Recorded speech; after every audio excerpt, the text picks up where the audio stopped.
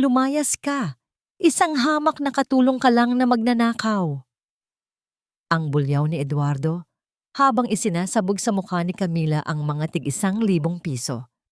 Sa gitna ng rangya, tanging luha ni Camila ang pumatak sa malamig na sahig habang ang mga batang sina Isabela at Sofia ay nanginginig sa takot. Isang sumpa ng kawalan ng malay ang nabasag. Sino ang tunay na traidor? Ang muling pagbangon o ang tuluyang pagkalugmok? Simula na ng isang masakit na katotohanan. Huwag mo na akong lokohin, Camila. Isang hamak na katulong ka lang na marunong pa palang magnakaw ng mga impormasyon para sa sarili mong interes. Ang boses ni Eduardo ay parang matalas na patalim na bumaon sa gitna ng katahimikan ng silid.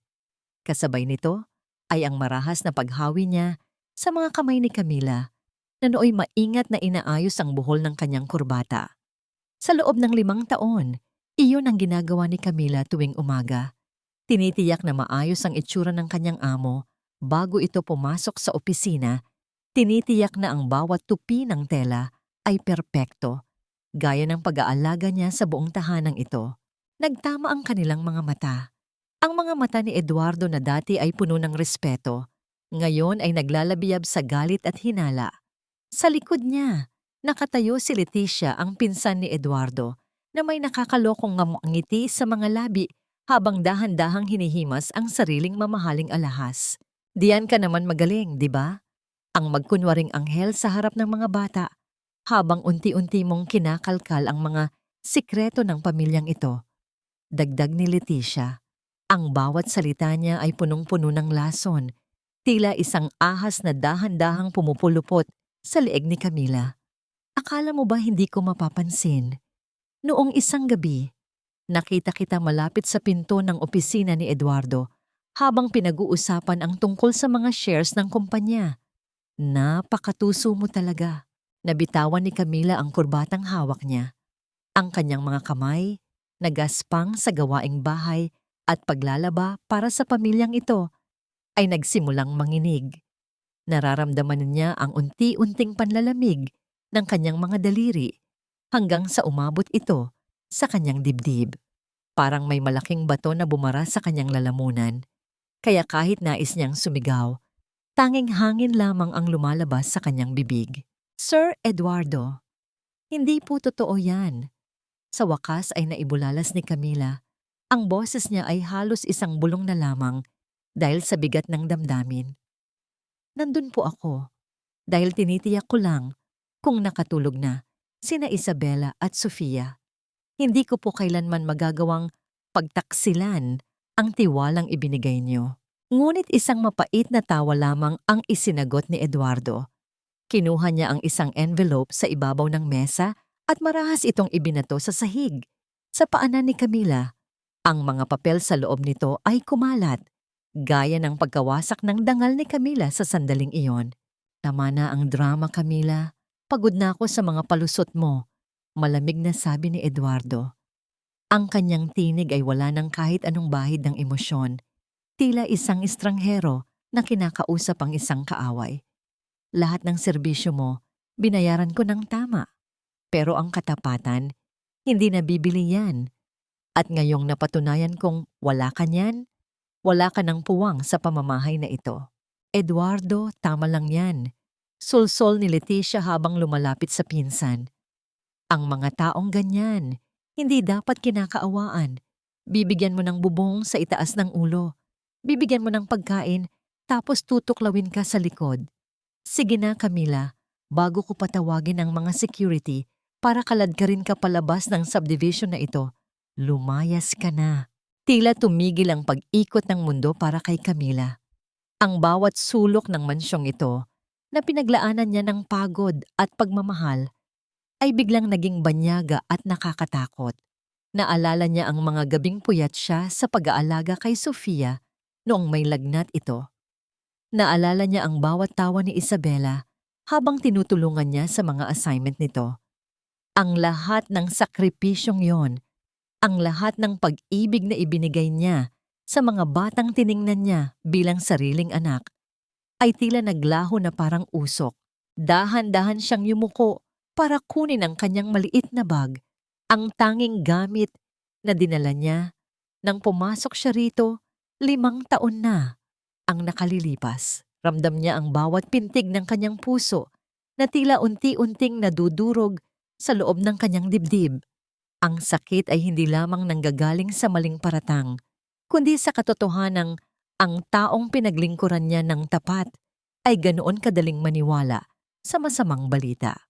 Habang naglalakad siya patungo sa pintuan, narinig niya ang tawanan ni Leticia sa loob. Isang tunog na nagpapahapdi sa kanyang mga sugat. Huminto siya sandali sa may gate, lumingon sa bintana ng silid ng mga bata, kung saan mahimbing pa ang tulog ng 2 munting anghel. Gusto niyang pumasok, gusto niyang yakapin sila sa huling pagkakataon, pero alam niyang wala na siyang karapatan. Lumabas si Camila sa malaking gate ng mansyon.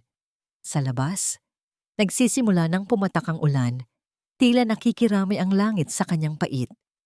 Ang bawat patak ng tubig sa kanyang balat ay kasing lamig ng mga salitang binitiwan ni Eduardo. Naglakad siya ng walang sapat na direksyon. Ang kanyang mga paa ay tila kusa ng humahakbang palayo sa lugar na itinuring niyang tahanan. Sa gitna ng ulan, huminto si Camila at tumingala. Ang kanyang mga luha ay humahalo na sa tubig ulan, kaya walang sino mang makakakita na siya ay umiiyak. Isang tanong ang paulit-ulit na umaalingaw-ngaw sa kanyang isipan. Isang tanong na walang kasagutan sa gitna ng kadiliman. Sa lahat ng pag-aaruga, sa lahat ng pagtitiis na ibinigay ko sa kanila, ito lang ba talaga ang halaga ng aking katapatan? Ang sikat ng araw na sumisilip sa pagitan ng mga mamahaling kurtina ay hindi nagdala ng init sa loob ng mansyon ng mga Montefalco. Sa halip, ang bawat sulok ng bahay ay tila binalot ng isang uri ng katahimikan na nakakabingi. Isang katahimikang nagpapaalala na may isang mahalagang bahagi ng tahanang ito ang biglang nawala. Sa kusina, ang amoy ng bagong lutong sinangag at mainit na tsokolate na dati ay sumasalubong sa umaga ay napalitan ng malamig na hangin at ang matigas na tinig ni Leticia na naguutos sa mga bagong katulong. Nasaan si Nanay Camila? Ang tanong ni Sofia, ang bunsong anak ni Eduardo, ay bumasag sa katahimikan ng hapagkainan. Ang kanyang maliliit na kamay ay nakahawak sa gilid ng kanyang silya, habang ang kanyang mga mata ay pabalik-balik sa pintuan ng kusina. Umaasang lalabas doon ang babaeng laging may matamis na ngiti at mainit na yakap para sa kanila. Tumigil si Eduardo sa paghigop ng kanyang kape. Ang tunog ng kutsara na tumama sa porselanang pinggan ay lumikha ng isang matalas na ingay na nagpatahimik sa lahat. Hindi siya tumingin sa kanyang anak. Sa halip, mas hinigpitan niya ang pagkakahawak sa pahayagan na binabasa niya. Tila sinusubukang ikubli ang sariling pagkabalisa. Wala na siya, Sofia. Huwag mo na siyang hanapin. Malamig na tugon ni Eduardo. Ang bawat salita niya ay tila yelo na nagpalamig sa atmosfera ng silid. Masama siyang tao. Ninakawan niya tayo, kaya hindi na siya babalik dito kailanman. Hindi totoo yan. Ang malakas na boses ni Isabela, ang panganay, ay nagpagulat kay Eduardo. Nakatayo na ang bata. Ang kanyang mga mata ay naglalabiyab sa galit at sakit. Hindi magnanakaw si Nanay Camila. Mahal niya kami. Bakit niyo siya pinaalis nang hindi man lang kami nakakapagpaalam? Isabela, maupo ka. Huwag kang sumigaw sa harap ng daddy mo. Pakialam ni Leticia habang dahan-dahang lumalapit sa bata. Sinubukan niyang hawakan ang balikat ni Isabela, ngunit marahas itong iniwas ng bata. Makinig kayo, mga bata. Ginawa lang ni Eduardo ang tama para sa kaligtasan niyo. Masyado kayong mapagtiwala sa mga taong mababa ang pinagmulan. Maraming ganyan sa mundo, nagkukunwaring mabait, pero may masamang balak pala. Ikaw ang masama. Singhal ni Isabela kay Leticia. Simula nang dumating ka rito, puro ka na lang paninira kay Nanay Camila. Alam ko ang totoo, Daddy. Hindi siya ang kumuha ng kung anuman ang sinasabi niyo. Enough! Ang sigaw ni Eduardo ay naging sanhi ng pagyanig ng baso sa mesa. Tumayo siya. Ang kanyang anyo ay nagpapahiwatig ng awtoridad na hindi matatanggihan. Tapos na ang usapan na ito. Ang sino mang magbanggit pa ng pangalan ng babaeng iyon ay mapaparusahan. Isabela, Sofia, umakyat kayo sa mga silid nyo at doon na lang kayo kumain. Leticia, ikaw na ang bahala sa kanila. Umakyat ang dalawang bata na puno ng luha ang mga mata. Ang bawat hakbang nila sa hagdan ay tila may kasamang bigat ng pangungulila. Pagdating sa kanilang silid, pumasok si Sofia sa ilalim ng kanyang kama. Ang kanyang taguan tuwing siya ay malungkot. Doon, niyakap niya ang kanyang paboritong bukbol na tanging si Camila lang ang nakakaalam kung paano ayusin ang buhok.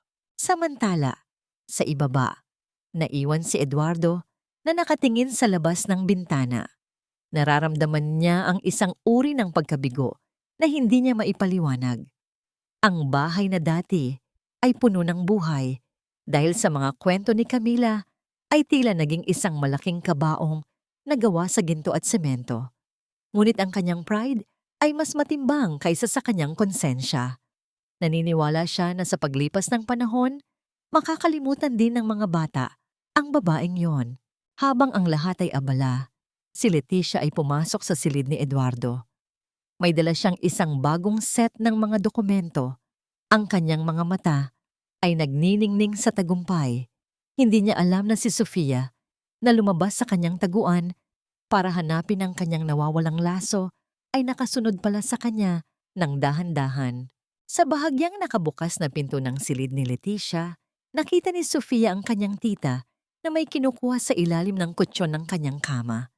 Ito ay isang maliit na susi at isang asul na folder na pamilyar sa paningin ng bata. Ang folder na hinahanap ni Eduardo noong nakaraang gabi.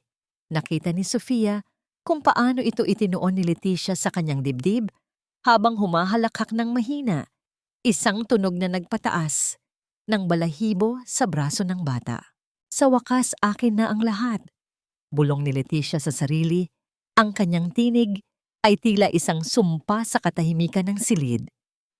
Kaunting tiis na lang at magiging basura na rin ang dalawang batang yan sa paningin ni Eduardo. Napatakip ng bibig si Sofia. Ang kanyang maliit na puso ay mabilis na tumitibok, tila isang ibon na gustong kumawala sa hawla. Sa kanyang murang isipan, isang katotohanan ang biglang nagliwanag. Si Nanay Camila ay inosente at ang tunay na kaaway ay nasa loob mismo ng kanilang tahanan. Ngunit paano niya sasabihin sa kanyang daddy? Paano maniniwala ang isang matigas na tao sa isang batang tulad niya? Habang pabalik siya sa kanyang silid, isang matapang na plano ang nagsimulang mabuo sa isipan ni Sofia. Kung hindi sila pakikinggan ng kanilang daddy, sila mismo ang hahanap kay Nanay Camila. Sila mismo ang magliligtas sa kanilang pamilya mula sa mga kamay ng taong nagpapanggap na anghel. Sa labas, ang langit ay muling nagdidilim. Tila nagbabadya ng isa pang unos. Isang unos na hindi lamang magdadala ng ulan, kundi magbubunyag din ng mga lihim na pilit itinatago sa ilalim ng marangyang buhay. Dito tayo nagsimula, at tila dito rin tayo magtatapos, sa ilalim ng bubong na laging nakikipag-unahan sa agos ng ulan. Ito ang tanging naisip ni Camila habang nakatitig sa tulo ng tubig na nagmumula sa butas na yero ng kanilang maliit na bahay sa Barangay San Roque. Ang bawat patak ng tubig na sumasalo sa kalawanging timba ay lumilikha ng isang ritmo na tila sumasabay sa bawat pintig ng kanyang pusong puno ng pait. Wala na ang malambot na kama ng mansyon, wala na ang amoy ng mamahaling pabango ni Eduardo, at wala na ang maliliit na bisig ni na Isabela at Sofia na yumayakap sa kanya tuwing gabi. Camila, ikaw ba yan, apo? Ang nanghihinang boses ni Lola Flora ay nagmula sa madilim na sulok ng kanilang silid. Dali-daling pinunasan ni Camila ang kanyang mga luha at lumapit sa kanyang lola. Ang matanda ay bulag na, ngunit ang kanyang mga kamay ay tila may sariling mga mata habang hinahanap ang mukha ng kanyang apo. Nang maramdaman ni Lola Flora ang magaspang at malamig na palad ni Camila, isang malalim na buntong hininga ang kumawala sa kanyang dibdib. Bakit parang basa ang iyong pisngi, apo? At bakit ang aga mo yata? Hindi ba't sabi mo ay sa susunod na buwan pa ang iyong bakasyon mula sa mga Montefalco? Tanong ng matanda. Ang kanyang mga daliri ay humahaplos sa mga luhang hindi na itago ni Camila. Opo, Lola. Pinayagan po ako ni Sir Eduardo na magpahinga muna dahil tapos na ang malaking okasyon sa mansyon. Pagsisinungaling ni Camila. Ayaw niyang dagdagan ang iniisip ng kanyang lola, lalo na't alam niyang ang tanging inaasahan nila para sa mga gamot nito ay ang kanyang sahod. Magluluto po ako ng lugaw, Lola, para mainitan ang inyong sikmura. Habang naghahanda si Camila sa kanilang maliit na kusina, isang katok ang narinig mula sa kanilang pintong gawa sa pinagtagpi-tagping kahoy. Bumukas ito at iniluwa si Gardo, isang kababata ni Camila na ngayoy nagtatrabaho bilang driver ng tricycle sa kanilang barangay.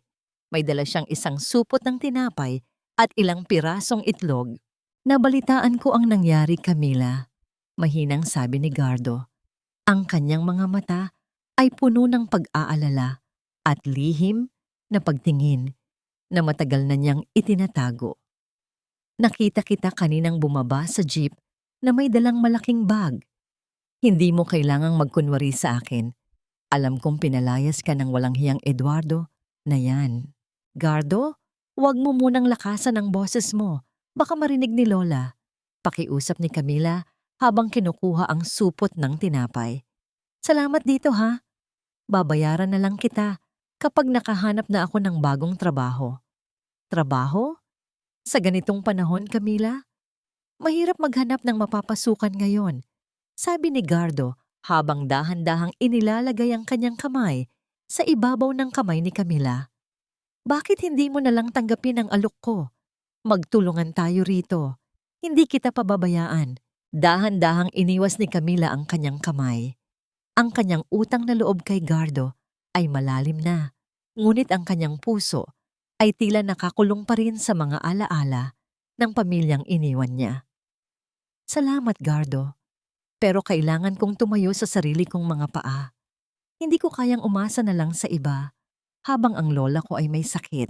Nang umalis si Gardo, naiwan si Camila na mag-isa sa gitna ng katahimikan. Kinuha niya ang isang lumang lata ng biskwit na ginagamit niya para takpan ang maliliit na butas sa dingding. Habang ginagawa ito, naalala niya kung paano niya inaayos ang mga sirang laruan ni na Isabela at Sofia. Isang mapait na ngiti ang sumilay sa kanyang mga labi. Sa kabila ng lahat ng sakit, ang bawat piraso ng kanyang buhay ngayon ay tila nagpapaalala pa rin sa kanya sa mga batang turing niya ay sariling anak. Kinagabihan, habang natutulog si Lola Flora, inilabas ni Camila ang isang maliit na litrato mula sa kanyang pitaka. Ito ang huling litrato nila ni na Isabela at Sofia sa hardin ng mansyon. Hinaplos niya ang mga mukha ng dalawang bata habang ang ulan sa labas ay tila lalong lumalakas. Ang bawat patak sa yero ay nagpapaalala sa kanya ng kanyang kawalan ng kapangyarihan. Sana ay nakakain na kayo ng maayos. Sana ay hindi kayo pinapagalitan ng inyong daddy, bulong ni Camila sa hangin. Ngunit ang kanyang panalangin ay naputol nang marinig niya ang isang kakaibang tunog mula sa higaan ni Lola Flora. Isang mabigat na paghinga at ang pagbagsak ng isang baso ng tubig sa sahig. Dali-daling tumakbo si Camila sa tabi ng kanyang lola. Lola? Lola Flora! Ang sigaw ni Camila ay puno ng takot. Ang matanda ay namumutla. Ang kanyang mga labi ay nangingitim. At ang kanyang mga kamay na dati ay laging humahaplos kay Camila ay biglang lumaylay at nawalan ng lakas. Sinubukan siyang gisingin ni Camila. Niyakap siya ng mahigpit, ngunit walang tugon mula sa matanda. Ang bote ng gamot sa tabi ng higaan ay wala ng laman. Isang gamot na hindi na mabili ni Camila dahil sa kawalan ng pera. Sa gitna ng madilim na gabi, habang ang baha ay unti-unti nang pumapasok sa kanilang pintuan, Naiwan si Camila na humihingi ng tulong habang ang buhay ng tanging natitirang pamilya niya ay dahan-dahang kumakawala sa kanyang mga kamay. Ang bango ng mansyon ng mga Montefalco ay nagbago. Wala na ang amoy ng sariwang sampagwita na laging inilalagay ni Camila sa florera o ang amoy ng banilya mula sa kanyang mga nilulutong kakanin. Ngayon, ang bawat pasilyo ay amoy chemical at matapang na pabango. Isang amoy na kasing lamig at kasing tapang ng bagong may-ari ng kusina at ng mga desisyon sa loob ng bahay.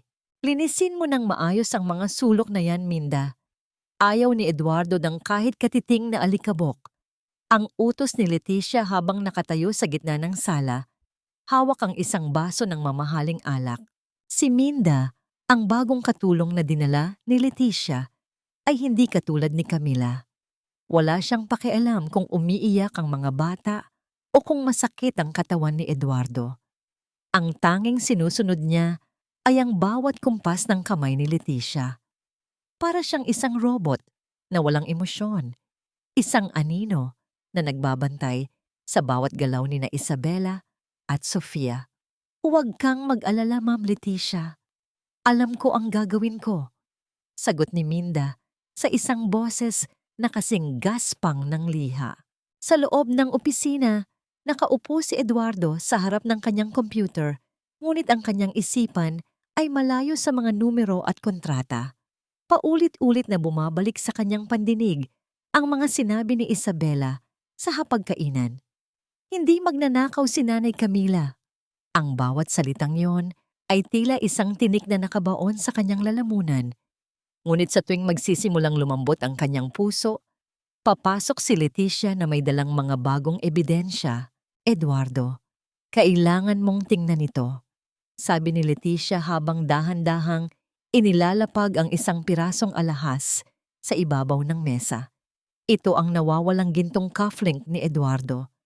Nakita ito ni Minda sa ilalim ng unan sa kwarto ni Camila bago siya umalis.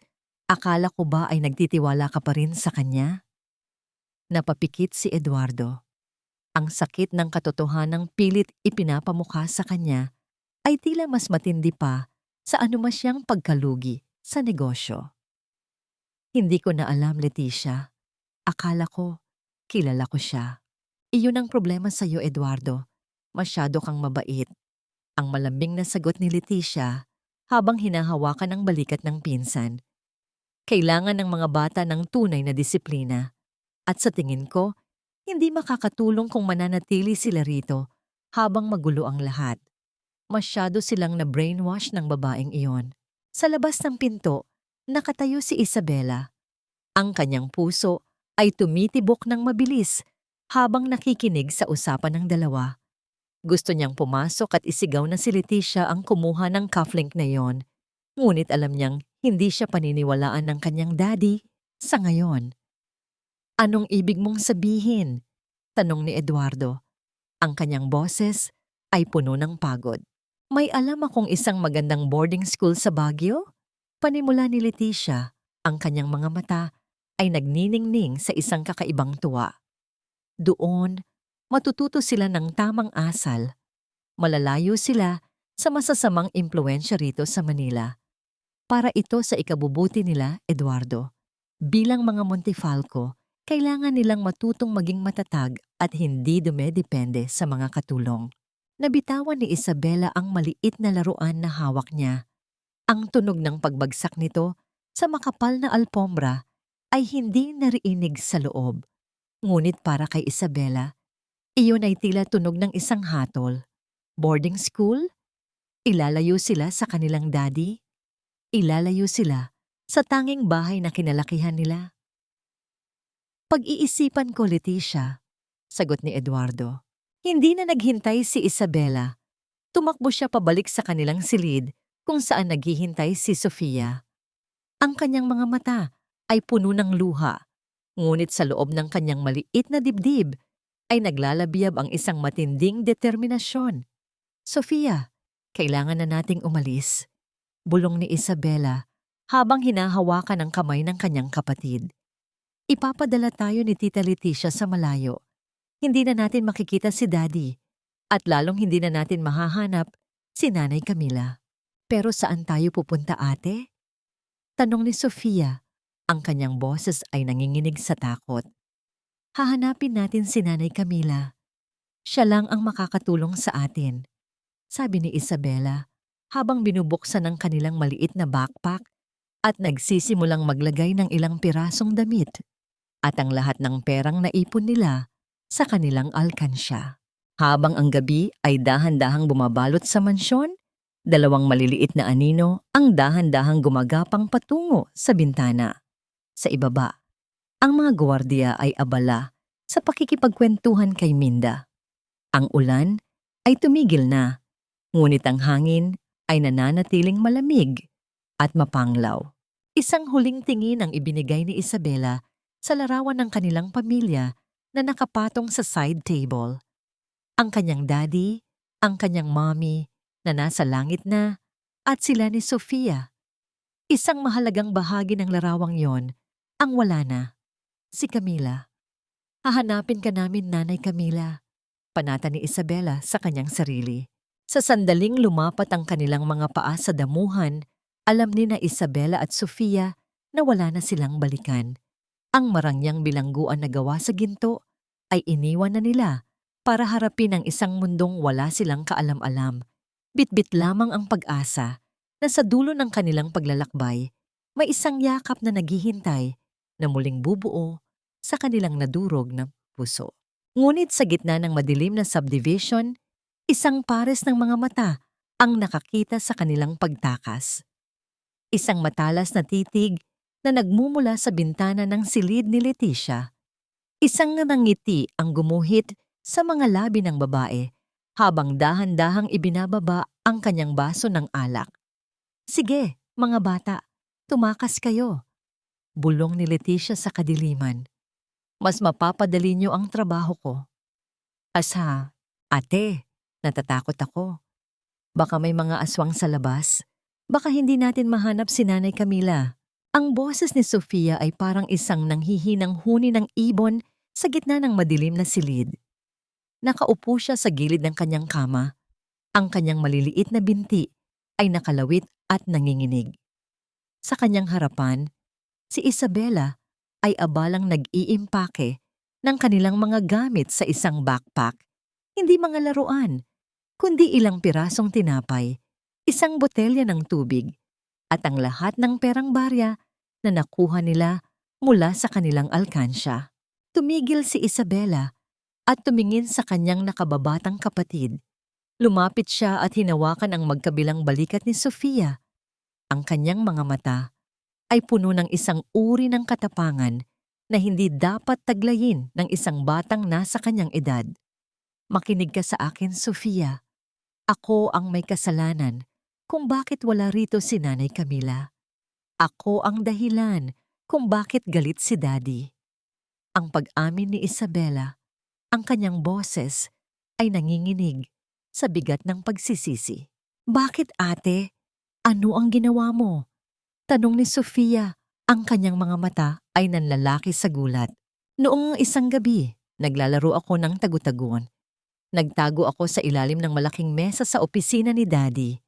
Doon, narinig ko siyang may kausap sa telepono tungkol sa mga numero at pera. Paglabas ko, naglalaro tayo ng office-office. At naulit ko ang mga numerong yon sa harap ni Tita Leticia habang kausap natin ang ating mga manika.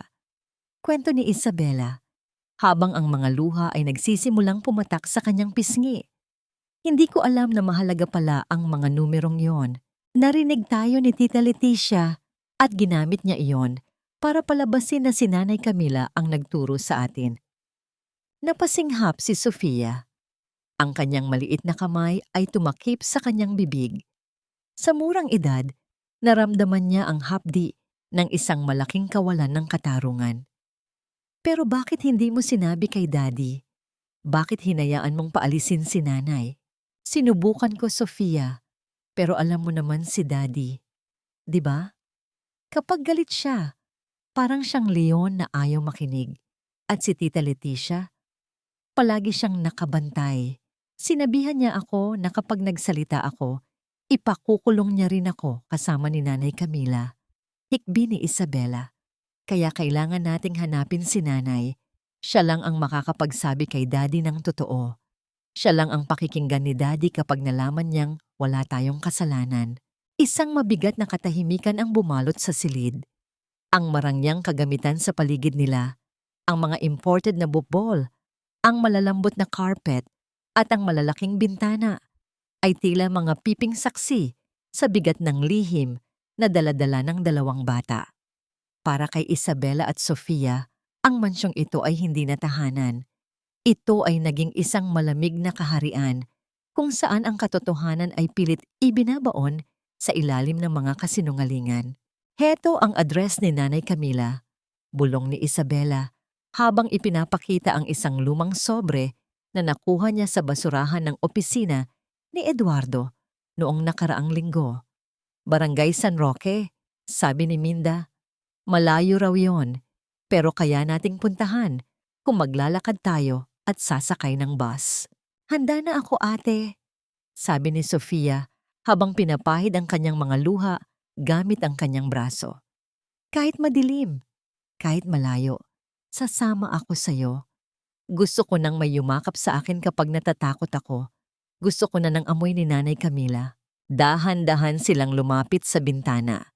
Ang tunog ng ulan na tumitila na ay napalitan ng mahinang kaluskos ng mga dahon sa labas. Gamit ang isang talinggawa sa pinagdutong-dutong na mga kumot, isang bagay na napanood nila sa mga pelikula, ay dahan-dahan silang bumaba mula sa ikalawang palapag. Ang bawat paggalaw nila ay puno ng kaba. Ang bawat tunog ng kanilang paghinga ay tila isang babala sa gitna ng katahimikan ng gabi. Nang lumapat ang kanilang mga paa sa basang damuhan, naramdaman nila ang lamig na dahan-dahang gumagapang sa kanilang mga suot na pajama. Ngunit wala ng lingunan. Iniwan nila ang liwanag ng mansyon para pasukin ang kadiliman ng labas. Sa loob ng kanyang opisina, nakaupo si Eduardo sa harap ng isang baso ng alak. Nakatingin siya sa isang family portrait kung saan masayang nakangiti si Camila sa background habang karga si Sofia. Isang bahagi ng kanyang puso ang nagsasabing may mali. Ngunit ang kanyang ego ay ayaw aminin ang pagkatalo. Hindi niya alam na sa mga sandaling iyon, ang kanyang dalawang pinakamahalagang kayamanan ay dahan-dahan nang lumalayo, patungo sa isang mundong punong-puno ng panganib para sa mga musmos na tulad nila. Habang naglalakad ang dalawang bata sa gilid ng kalsada ng subdivision, isang malaking itim na sasakyan ang dahan-dahang dumaan sa kanilang likuran.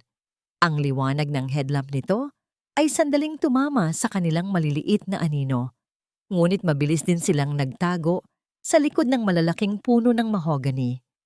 Makakarating kaya sila sa Barangay San Roque bago sumikat ang araw?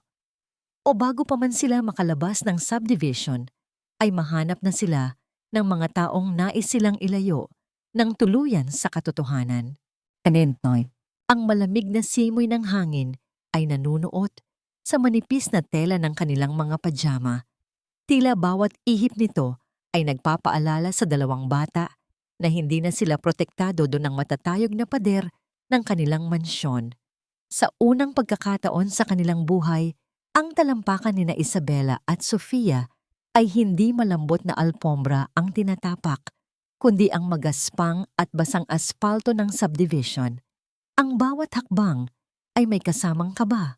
Ang bawat anino ng mga puno ng mahogany ay tila isang higanteng nagbabantay sa kanilang pag-alis. Ate, ang sakit na ng paa ko. Malayo pa ba tayo? Ang mahinang reklamo ni Sofia. Ang kanyang maliit na kamay ay mahigpit na nakakapit sa laylayan ng t-shirt ni Isabela. Ang kanyang mga mata, na dati ay puno ng kuryosidad, ngayon ay balot na ng takot habang tinitingnan ang madilim na kalsada na tanging ang madalang na streetlight lamang ang nagbibigay ng liwanag. Kaunti na lang, Sofia. Kailangan nating makalabas sa gate bago mag-ikot ang mga guard, bulong ni Isabela. Inayos niya ang backpack na tila lalong bumibigat sa bawat minutong lumilipas. Sa loob nito, Ang kanilang mga alkansya ay lumilikha ng marahan at tila nagbababalang tunog sa bawat galaw nila. Isang tunog na nagpapaalala sa kanila ng kanilang misyon. Nang marating nila ang dulo ng subdivision, nakita nila ang malaking gate na bahagyang nakabukas para sa mga sasakyang labas-masok. Mabilis silang nagtago sa likod ng isang malaking basurahan nang dumaan ang isang itim na SUV, ang sasakyan ng kanilang daddy. Napahawak ng mahigpit si Isabela sa kanyang dibdib. Ramdam ang mabilis na pintig ng kanyang puso na tila gustong kumawala. Akala nila ay mahuhuli na sila. Ngunit ang sasakyan ay tuloy-tuloy lamang na pumasok sa loob. Hindi napapansin ang dalawang maliliit na aninong nakakubli sa dilim. "Safe na tayo, Sofia, tara na," sabi ni Isabela nang makalabas na sila sa kalsada. Ngunit ang mundo sa labas ng kanilang subdivision ay hindi gaya ng inaasahan nila. Ang ingay ng mga sasakyan na dumaraan, ang usok na nagmumula sa mga tambutso, at ang mga taong naglalakad na may iba't ibang itsura ay nagdulot ng matinding pagkalito sa mga bata. Para silang dalawang munting ibon na biglang pinakawalan sa gitna ng isang malakas na bagyo. Naglakad sila ng ilang oras hanggang sa marating nila ang isang malaking bus terminal. Ang lugar ay punong-puno ng tao. Iba't ibang boses ang nagkakagulo. At ang amoy ng krudo at pawis ay nanunuot sa kanilang ilong. Ang mga tao roon ay may kani-kaniyang mundo.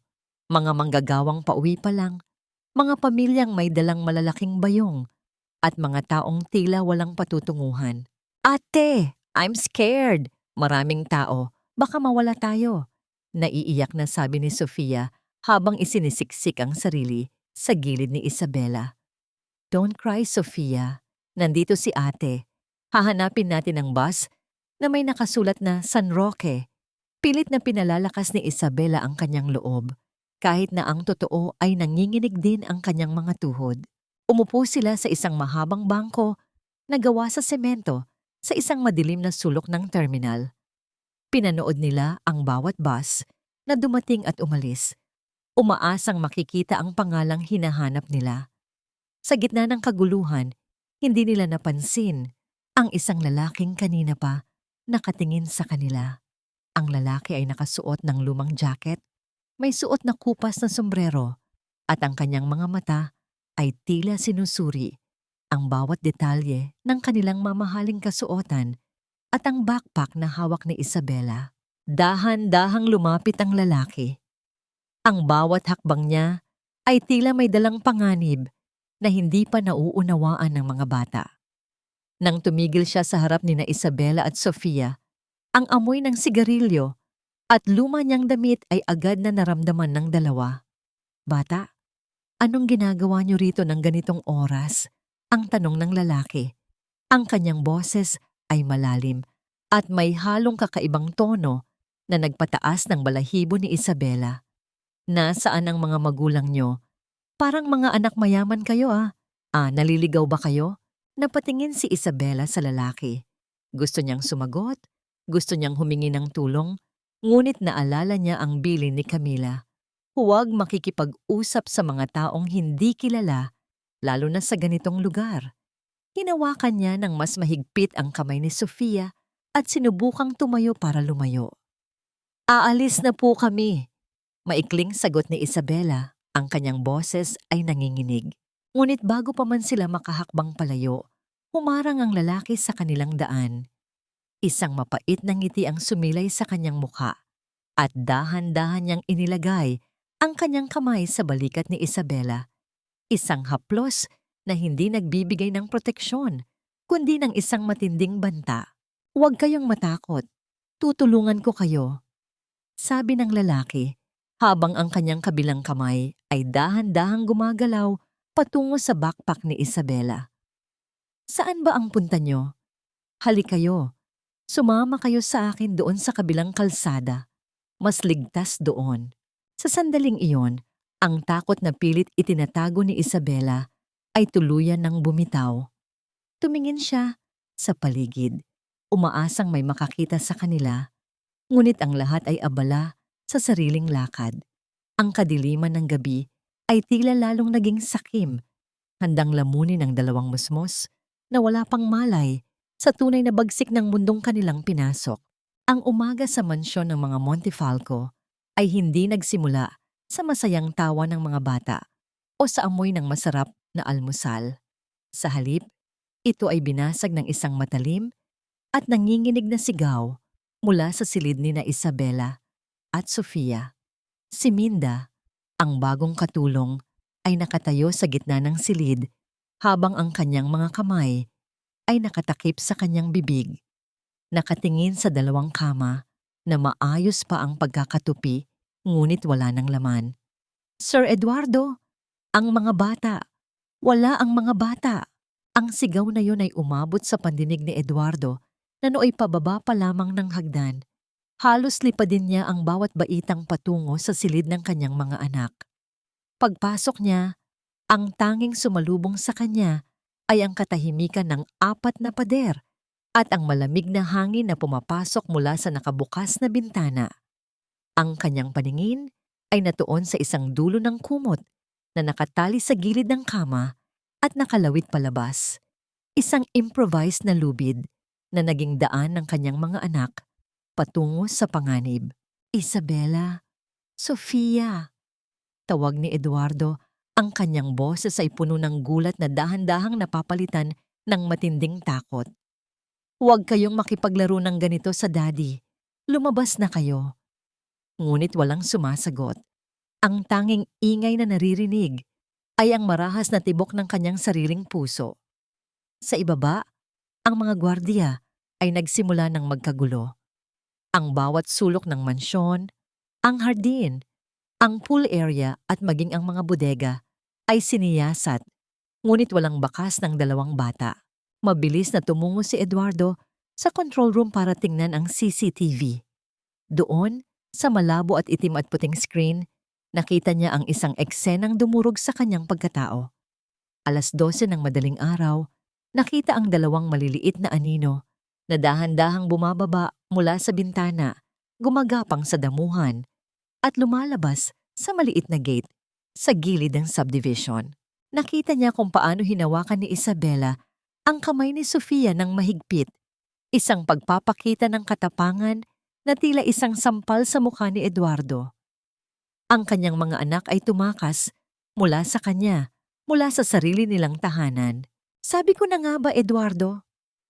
Ang tinig ni Leticia ay pumailan lang sa loob ng control room. Ang kanyang mukha ay puno ng pekeng pag-aalala, ngunit ang kanyang mga mata ay nananatiling matalas. Ito ang sinasabi ko sa iyo. Nilason ni Camila ang isipan ng mga batang yan. Siguradong ipinakausap niya ang mga bata at tinuruan silang tumakas para madala sa kanya. Kidnapping ito, Eduardo. Ipinakidnap ni Camila ang mga anak mo. Tumahimik ka, Leticia. Bulyaw ni Eduardo. Ang kanyang kamao ay bumaon sa mesa, ang tunog ng pagbagsak nito ay umaling-awngaw sa buong silid. Hindi magagawa ni Camila ang ganoong bagay. Talaga? Pagkatapos mong saktan ang dangal niya? Pagkatapos mong itapon ang katapatan niya?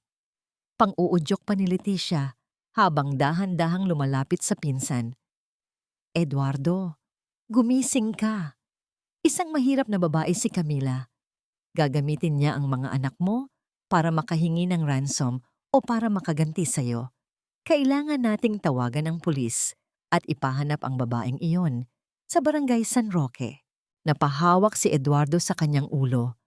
Ang kanyang isipan ay parang isang bagyo ng mga pagsisisi at katanungan. Sa unang pagkakataon, naramdaman niya ang bigat ng kanyang pagkakamali.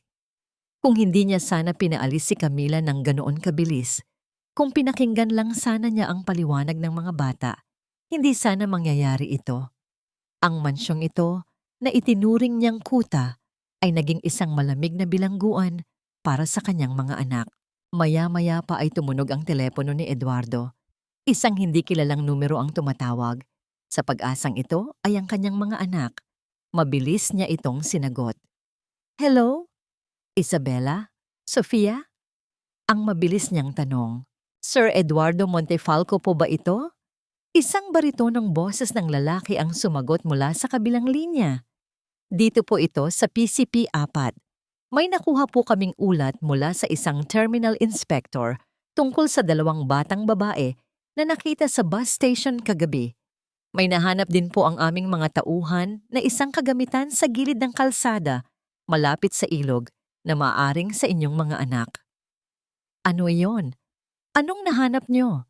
Tanong ni Eduardo. Ang kanyang boses ay halos mawala na dahil sa kaba. Isang maliit na sapatos, kulay pink, may disenyong bupbol. Basang-basa po ito at may bahid ng putik. Sagot ng pulis. Nabitawan ni Eduardo ang kanyang cellphone.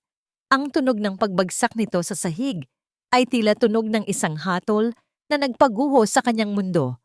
Ang sapatos ni Sofia. Ang sapatos na laging maingat na nililinis ni Camila bago matulog ang bata. Ang sapatos na yon ay nahanap sa tabi ng isang madilim at mapanganib na ilog. Hindi maaari. Bulong ni Eduardo habang unti-unting nanghihina ang kanyang mga tuhod. Sa gilid, isang lihim ng ngiti ang sumilay sa mga labi ni Leticia. Para sa kanya, ang bawat luha ni Eduardo ay isang hakbang patungo sa kanyang tagumpay. Ngunit para kay Eduardo, ang bawat segundo ay tila isang kutsilyong humahati sa kanyang puso, habang ang anino ng kanyang mga anak ay tila dahan-dahang nilalamon ng isang mundong siya mismo ang naging dahilan kung bakit nila pinasok. Gikawa, ang bawat pag-ikot ng gulong ng mamahaling sasakyan ni Eduardo sa baku-bakong daan ng Barangay San Roque ay tila isang malakas na tunog ng paghuhusga.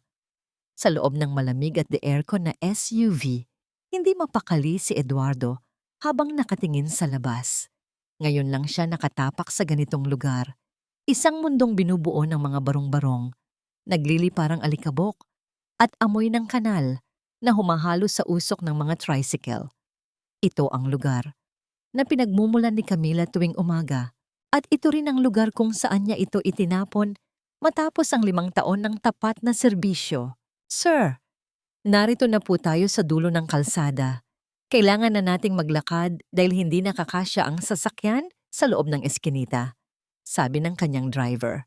Bumaba si Eduardo, ang kanyang mamahaling sapatos ay agad na lumubog sa malambot na putik. Hindi niya alintana ang dumi. Ang tanging nasa isip niya ay ang sapatos ni Sofia na nahanap sa tabi ng ilog. Sa bawat hakbang niya sa makikipot na pasilyo, nararamdaman niya ang mga mata ng mga tao na sumusuri sa kanyang suot na mamahaling polo. Para siyang isang banyagang naliligaw sa sariling bayan. Nang marating niya ang maliit at tumatagas na bahay ni Camila, huminto si Eduardo. Narinig niya ang isang mahinang tinig mula sa loob. Isang tinig na puno ng pag-aalaga na dati ay nagpapatulog sa kanyang mga anak. Lola, uminom na kayo ng tubig. Kaunti na lang po at makakabili na ako ng gamot niyo. Huwag po kayong bibitaw. Ang bulong ni Camila. Pinasok ni Eduardo ang pintong gawa sa tagpi-tagping kahoy. Sa loob, nakita niya ang isang tanawing hinding-hindi niya malilimutan. Si Camila, na nakasuot ng kupas na duster, ay nakaluhod sa tabi ng isang matandang babaeng nakahiga sa isang manipis na banig. Walang kuryente, walang aircon, tanging isang maliit na kandila lamang ang nagbibigay ng liwanag. Ang marangyang buhay na ibinigay ni Eduardo kay Camila sa loob ng 5 taon ay tila isang panaginip lang, at ito ang malupit na katotohanan. Camila, tawag ni Eduardo. Ang kanyang boses ay nanginginig. Mabilis na napalingon si Camila.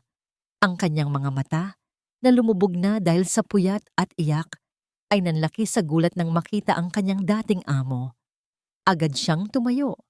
Ang kanyang mga kamay ay protektadong nakaharap sa kanyang lola. Sir Eduardo, anong ginagawa niyo rito? Ang tanong ni Camila, ang kanyang boses ay puno ng pait. Hindi pa ba sapat na pinalayas niyo ako? Gusto niyo pa ba akong hiyain dito sa harap ng lola ko? Wala na akong kinuha sa inyo, sir. Maawa naman kayo. Camila, nasaan ang mga anak ko? Diretsahang tanong ni Eduardo habang lumalapit siya. Nandito ba sina Isabela at Sofia? Sabihin mo ang totoo. Itinago mo ba sila rito para gantihan ako? Nabitawan ni Camila ang basong hawak niya. Ang tunog ng pagkabasag ng baso sa sahig ay tila tunog ng isang pusong muling nadurog. Ano? Ang mga bata? Anong ibig niyo pong sabihin? Tumakas sila kagabi. Camila, nahanap ang sapatos ni Sofia sa tabi ng ilog. Ang sigaw ni Eduardo. Ang kanyang emosyon ay tuluyan ng bumitaw. Sinabi ni Leticia na baka tinuruan mo silang tumakas para dalhin dito sa'yo. Sabihin mo sa akin, asan sila? Sa halip na sumagot, dahan-dahang napaupo si Camila sa sahig. Ang kanyang mukha ay nawalan ng kulay, tila lahat ng dugo sa kanyang katawan ay pumatak na rin sa putikan. Ang kanyang mga kamay ay dahan-dahang tumakip sa kanyang mukha. At isang hikbi na kasing bigat ng mundo ang kumawala sa kanyang dibdib. Wala sila rito, sir. Wala sila rito. Hikbi ni Camila. Ang bawat salita ay putol-putol dahil sa sobrang sakit. Paano niyo nagawang pabayaan ang mga bata? Paano niyo hinayaang mangyari ito sa kanila? Sa sandaling iyon, naramdaman ni Eduardo ang isang matinding lamig. Ang hinala niya ay naglaho na parang usok. Nang makita niya ang tunay na reaksyon ni Camila, ang purong takot at pagmamahal ng isang ina para sa mga batang hindi niya kadugo. Alam ni Eduardo na nagkamali siya. Si Camila ay hindi isang kaaway. Siya ay isang biktima rin ng kanyang sariling pride. Sana ay, hindi niyo na lang ako pinaalis. Sana ay nandoon ako para pigilan sila. Patuloy na iyak ni Camila. Si Sofia, takot yun sa dilim. Si Isabela, madaling mapagod yun. Sir, ang ilog, mabilis ang agos doon dahil sa ulan kagabi. Tumayo si Camila, tila nakalimutan ang sariling kahinaan. Hahanapin ko sila, sir. Kahit saan, hahanapin ko sila. Hindi ko mapapatawad ang sarili ko kapag may nangyaring masama sa mga anak ko. Napatitig si Eduardo kay Camila. Sa gitna ng kahirapan at kawalan, ang babaeng ito ay may mas malaking puso kaysa sa kanya. Ang kanyang mansyon, ang kanyang pera, ang kanyang kapangyarihan. Lahat ng yon ay walang silbi kung mawawala ang kanyang mga anak. Ngunit bago pa man sila makalabas ng bahay, biglang bumagsak si Camila sa sahig. Ang sobrang pag-aalala, ang gutom, at ang sakit ng kalooban ay tuluyan ng kinuha ang kanyang lakas. Sa gitna ng dilim at dumi ng barangay San Roque, naiwan si Eduardo na karga ang walang malay na si Camila habang ang anino ng kanyang mga anak ay tila lalong lumalayo sa gitna ng kawalan. Patawad, Camila. Ngayon ko lang naintindihan na ang pinakamalaking pagkakamali ko ay hindi ang mawalan ng pera, kundi ang mawalan ng tiwala sa tanging taong tunay na nagmamahal sa aking mga anak. Ang mga salitang ito ay lumabas sa bibig ni Eduardo habang nakatingin siya sa walang malay na si Camila na nakasandal sa upuan ng kanyang sasakyan. Sa loob ng marangyang SUV, ang amoy ng mamahaling leather ay humahalo sa amoy ng ulan at pagod mula sa damit ni Camila. Hinawakan ni Eduardo ang manibela nang mahigpit. Ang kanyang mga mata ay nananatiling nakatuon sa madilim na kalsada, ngunit ang kanyang isipan ay punong-puno ng mukha ng kanyang mga anak. Nang dahan-dahang imulat ni Camila ang kanyang mga mata, ang unang bagay na naramdaman niya ay ang lamig ng aircon at ang bahagyang pag-uga ng sasakyan. Agad siyang napaupo ng tuwid. Ang kanyang puso ay nagsimulang tumibok ng mabilis dahil sa pagkalito. Sir, nasaan po ako? Ang mga bata? Kailangan ko silang mahanap. Ang naghihinalang tanong ni Camila habang pilit na binubuksan ang pinto ng sasakyan kahit umaandar pa ito. Camila, huminahon ka. Huwag kang lumabas, delikado pa. Ang mahinahong pakiusap ni Eduardo habang mabilis na ibinabalik ang lock ng mga pinto. Nasa daan tayo patungo sa ilog kung saan nahanap ang sapatos ni Sofia. Hahanapin natin sila ng magkasama. Tumigil si Camila. Tumingin siya kay Eduardo at sa unang pagkakataon, sa loob ng maraming taon, nakita niya ang isang gilid ng kanyang amo na hindi niya kailanman inakala. Isang lalaking basag ang boses, may mga matang puno ng pagsisisi, at ang buhok na dati ay laging maayos ay gulo-gulo na ngayon. Nawala ang mapagmataas na bilyonaryo. Ang nasa harap niya ay isang amang desperadong mahanap ang kanyang nawawalang mundo. Bakit niyo po ito ginagawa, sir? Sabi niyo po ay magnanakaw ako. Sabi niyo po ay masama ang impluensya ko sa mga bata. Ang mapait na paalala ni Camila. Ang bawat salita ay tila isang latay sa konsensya ni Eduardo. Nagkamali ako, Camila. Sobrang nagkamali ako. Ang tanging naisagot ni Eduardo. Ang katahimikan sa loob ng sasakyan ay naging mabigat. Tila isang tulay na gawa sa mga luha ang namamagitan sa kanilang dalawa. Isang tulay na kailangang tawirin para sa kaligtasan ni na Isabela at Sofia. Nang marating nila ang pampang ng ilog, ang paligid ay balot ng kadiliman at ang tanging liwanag ay nagmumula sa mga flashlight ng mga pulis na patuloy sa paghahanap. Ang agos ng tubig ay mabilis at madungis, dala ang mga basura at sanga ng puno mula sa bundok. Ang bawat hampas ng tubig sa mga bato ay tila isang babala na lalong nagpapakaba kay Camila. Isabela! Sofia! Ang sigaw ni Camila na umalingaw-ngaw sa gitna ng katahimikan ng gabi. Wala siyang pakialam kung lumubog ang kanyang mga paa sa malalim na putik. Wala siyang pakialam kung magasgasan ang kanyang mga binti sa matatalas na damo. Sa kanyang isipan, ang bawat segundo ay mahalaga. Sinundan siya ni Eduardo. Ang kanyang mamahaling polo ay basang-basa na ng pawis at ambon, ngunit patuloy siya sa pagtawag sa mga anak. Naglakad sila ng ilang kilometro sa gilid ng ilog hanggang sa marating nila ang isang bahagi ng kalsada na may mga abandonadong sapa o maliliit na tindahan na gawa sa tagpi-tagping yero at plastik. Ang lugar ay madilim at malayo sa kabihasnan. Sir, tingnan niyo po iyon, bulong ni Camila habang itinuturo ang isang maliit na sapa na may nakalaylay na kulay asul na plastik na nagsisilbing bubong. Dahan-dahan silang lumapit. Ang tanging naririnig ay ang mahinang tunog ng pagpatak ng tubig mula sa plastik patungo sa lupa. Nang iangat ni Eduardo ang kanyang flashlight patungo sa loob ng sapa, ang kanyang hininga ay tila tumigil. Doon sa gitna ng malamig at maduming semento, nakita nila ang dalawang maliliit na katawan na magkayakap. Si Isabela ay nakasandal sa isang lumang kahoy na poste, habang si Sofia ay nakasiksik sa kanyang kilikili.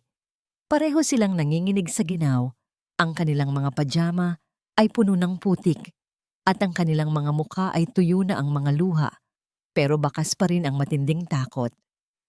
Isabela, Sofia, ang halos hindi marinig na tawag ni Eduardo. Sa sandaling marinig ang boses, dahan-dahang imulat ni Isabela ang kanyang mga mata. Nang makita niya ang liwanag at ang mukha ng kanyang daddy at ni Camila, ang kanyang unang reaksyon ay hindi tuwa, kundi ang lalong paghigpit ng yakap sa kanyang kapatid. Tila natatakot na muli silang paghihiwalayin. Nanay Camila, Daddy, ang nanginginig na tinig ni Isabela. Agad na tumakbo si Camila at niyakap ang dalawang bata. Nang sobrang higpit, tila ibinibigay niya ang lahat ng init ng kanyang katawan sa kanila. Ang kanyang mga luha ay mabilis na pumatak sa buhok ni Sofia. Sa sandaling iyon, ang lahat ng sakit, ang lahat ng galit ni Camila kay Eduardo ay naglaho. Ang tanging mahalaga ay ang dalawang pusong tumitibok sa kanyang bisig. Nakatayo lang si Eduardo sa tabi. Ang kanyang mga kamay ay nanginginig habang pinagmamasdan ang tagpong yon. Gusto niyang lumapit, gusto niyang humingi ng tawad, pero nararamdaman niya ang matinding hiya. Ngunit nang tumingala si Sofia at iabot ang kanyang maliit at malamig na kamay sa kanya, ang pader na itinayo ni Eduardo sa kanyang puso ay tuluyan ng gumuho. "Daddy, don't be mad at Nanay Camila. It was my fault." Ang bulong ni Sofia bago muling pumikit dahil sa sobrang panghihina. Binuhat ni Eduardo ang dalawang bata. Habang si Camila ay nakasunod, inaalalayan ang bawat hakbang nila. Ngunit sa gitna ng kanilang paglalakad, pabalik sa sasakyan, isang maliwanag na ilaw mula sa isa pang sasakyan ang tumama sa kanila. Ito ay ang sasakyan ni Leticia. Bumaba si Leticia na may kasamang dalawang lalaki. Ang kanyang mukha ay hindi bakas ng tuwa, kundi ng isang matinding pagkainis na tila hindi niya inaasahang mahahanap ng buhay ang mga bata. "Eduardo, salamat sa Diyos at nahanap niyo sila." Ang sigaw ni Leticia, pero ang kanyang mga mata ay matalim na nakatingin kay Camila. "Ibigay mo na sa akin ang mga bata, Eduardo. Kailangan silang madala sa hospital agad. At ang babaeng yan, kailangang dalhin sa presinto dahil siya ang dahilan ng lahat ng ito." Napatigil si Eduardo. Tumingin siya kay Leticia, pagkatapos ay kay Camila na protektadong nakahawak sa braso ni Isabela. Isang desisyon ang kailangang gawin ni Eduardo, ang maniwala sa dugong nananalaytay sa kanyang mga kamay o ang maniwala sa pag-ibig na nagligtas sa kanyang pamilya. Ang liwanag mula sa mga headlamp ng sasakyan ni Leticia ay tila mga mapanuring mata na humahati sa kadiliman ng gabi. Sa gitna ng putikan at lamig, nakatayo si Eduardo habang karga ang nanginginig na si Sofia, habang si Isabela naman ay nakasandal sa nanghihinang katawan ni Camila. Ang bawat hininga ng mga bata ay tila isang marahang awit ng kaligtasan, ngunit ang presensya ni Leticia ay nagdala ng isang bagong uri ng pangamba. "Ibigay mo na sa akin ang mga bata, Eduardo." Ang muling sigaw ni Leticia habang mabilis na lumalapit. "Tingnan mo ang ginawa ng babaeng ito sa kanila. Muntik na silang mamatay dahil sa kanya. Minda, kunin mo si Sofia." Nang tangkaing lumapit ng bagong katulong na si Minda para kunin ang bata, isang hindi inaasahang pangyayari ang naganap. Ang maliit na kamay ni Sofia, na dati ay laging sunod-sunuran, ay mahigpit na kumapit sa polo ni Eduardo. Isang mahinang hikbi ang kumawala sa bata at pilit niyang isiniksik ang kanyang mukha sa leeg ng kanyang daddy palayo kay Leticia at Minda. "No, ayaw ko. Daddy, don't let them take me." Ang nanginginig na bulong ni Sofia. Napatingin si Eduardo sa kanyang anak. Pagkatapos ay kay Isabela na ngayon ay mas humigpit ang hawak sa kamay ni Camila. Nakita niya sa mga mata ng kanyang mga anak ang isang uri ng takot na hindi niya kailanman nakita noong kasama pa nila si Camila sa mansyon. Ito ay hindi takot sa dilim o sa ulan. Ito ay takot sa mga taong nasa harap nila ngayon. "Huwag mong pilitin ang mga bata, Leticia," ang malamig na sabi ni Eduardo. Ang kanyang tinig ay tila isang pader na bakal na humarang sa tangka ni Leticia. "Pero Eduardo, kailangan silang dalhin sa ospital." At ang babaeng yan, turo ni Leticia kay Camila, dapat na siyang pusasan ng mga pulis. Siya ang nagplano nito, di ba? Inakit mo ang mga bata na pumunta rito para pirahan ang pinsan ko, no? Sa puntong yun, dahan-dahang humakbang si Camila sa harap ni Eduardo. Ang kanyang buhok ay basa ng ulan at dikit-dikit sa kanyang mukha. Ang kanyang duster ay punong-puno ng putik, ngunit ang kanyang mga mata ay nagniningning sa isang uri ng dangal na hindi kayang bilhin ng salapi. Hindi na siya ang takot na katulong na yumuyuko sa bawat bulyaw. "Ma'am Leticia, kahit kailan ay hindi ko nagawang saktan ang mga batang ito." Ang mahinahong simula ni Camila, bagamat may diin sa bawat salita. "Ang tanging ninakaw ko lang sa pamilyang ito ay ang kanilang lungkot at pinalitan ko ng pag-aaruga. Kung tingin niyo ay krimen ng mahalin sila ng higit pa sa sarili kong buhay, sige, tawagin niyo ang pulis. Pero huwag na huwag niyo silang lalapitan ngayon dahil nararamdaman ko ang panginginig nila sa tuwing naririnig nila ang boses nyo. Anong sabi mo? Ang galit na sigaw ni Leticia. Akmang sasampalin si Camila, ngunit mabilis na nahawakan ni Eduardo ang kanyang braso. Ang pagkakahawak ni Eduardo ay mahigpit, isang senyales ng babala na nagpatahimik sa buong paligid. Tiningnan niya ang kanyang pinsan ng diretso sa mata. Isang tingin na tila binabasa ang bawat lihim na itinatago nito sa likod ng kanyang mamahaling makeup. Umuwi ka na, Leticia. Ngayon din. Ang maikli at madiing utos ni Eduardo. Pero Eduardo, sabi ko, umuwi ka na. Ang bulyaw ni Eduardo na umalingaw-ngaw sa buong kalsada, dahilan para mapatalon sa gulat pati ang mga pulis sa malayo. Ako ang magdadala sa aking mga anak sa ospital at kasama namin si Camila. Wala nang magsasabi ng kahit anong masama laban sa kanya sa harap ko. Dahil kung hindi dahil sa kanya, baka wala na akong babalikan na pamilya ngayon. Natahimik si Leticia. Ang kanyang mukha ay namula sa matinding kahihiyan at galit. Wala siyang nagawa, kundi ang bumalik sa kanyang sasakyan kasama ang nakayukong si Minda.